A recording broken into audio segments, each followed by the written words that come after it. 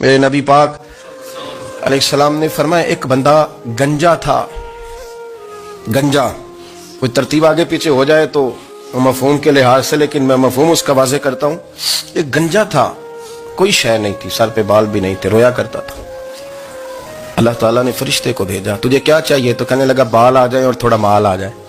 فرشتے نے ہاتھ پھیرا تو بال بھی آ گئے تو بکریاں بھی آ گئیں، لائنیں لگ گئیں، مال ہی مال ہو گیا. دوسرے کے پاس گیا، وہ کوڑا تھا. اس کو جا کے کہا کیا چاہیے؟ کہنے لگا شفا ہو جائے اور کچھ اللہ تعالیٰ آسانی کر دے. شفا بھی ہو گئی، گائیں بھی دے دی، بھینسیں بھی دے دی، مال ہی مال ہو گیا. پھر ایک کے پاس گیا، وہ اندھا تھا، تجھے کیا چاہیے؟ اس نے کہا آنکھیں مل جائیں اور کچھ ساتھ اللہ مال دے دے. اونٹ ہی اونٹ ہو گئے. جب بڑا نواز دیا تو پھر مالک نے امتحان لینے کا ارادہ کیا. یاری تیری سونا ہے اور آزمائشاں بھی تیریاں اگ، آزمائشاں تیریاں، صحیح کہہ رہا ہوں، آزمائشاں تیریاں، یاری تیری سونا ہے اور آزمائشاں تیریاں. اے سونا پرکھیا جامدائی پہلو نہ لگاں دے لگ.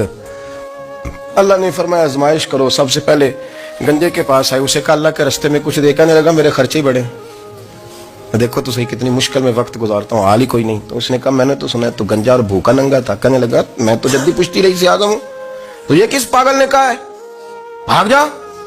اس نے کہا اچھا جیسے تو تھا ویسے ہی ہو جائے. کھیت کھلیان اجڑ گئے، پھر سے گنجا ہو گیا.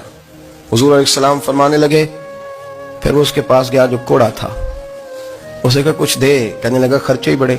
اب پوچھ لیں کسی امیر آدمی سے، کہے گا چکی کے نیچے ہاتھ ہے میرا، میرے سے زیادہ تو پریشان بندہ ہی کوئی نہیں. کیا بتاؤں آپ کو، اتنا ٹیکس ہے، اتنا جرمانہ ہے، فلانی شے، بڑا کچھ گنواتے ہیں لوگ. اس نے کہا میں نے تو سنا تو پہلے کوڑا تھا. اس نے کہا اچھا دوڑ جا، میں تو رئیس اعظم ہوں، دادا بھی پردادا بھی اور ساری نسل ہی. اس نے کہا اچھا جیسے تو تھا ویسے ہی ہو جائے. پھر وہ گیا اندھے کے پاس اور جا کے کہا اللہ کے نام پہ کچھ دے. تو کہنے لگا رب کے نام پہ؟ یہ کھڑے ہیں اونٹ جتنے تیرے دل کرے لے دا.